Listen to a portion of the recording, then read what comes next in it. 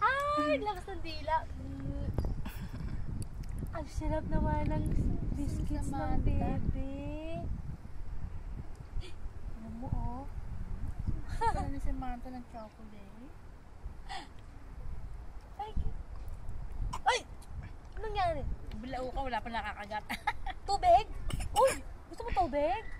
Tubig, bebe? Tubig, Lola! Tubig, bigay sa Lola, tubig! Tubig, Lola! Hindi naman yung sup-sup din din, no? Ano yun? Juice, di ba pwede? Hindi pa siya pwede mag-juice. Ang sarap naman ng biscuit. Ay, may milk pa siya dyan matira. Diyan sa bag, yan.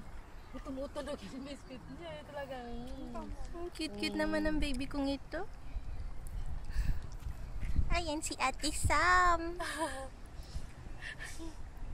Alam niya, cute niya si Sam, oh. Ano ba ito? May bubuyog pa ata. Tuwa pa na ng bata. May kalaro daw siya. Tignan mo, oh. Ay, gusto ni Ate Sam yung chocolate. Oo nga, no? Mahilig siya sa sweet. Oo. Hindi ganoon naman talagang kids. Paano yan?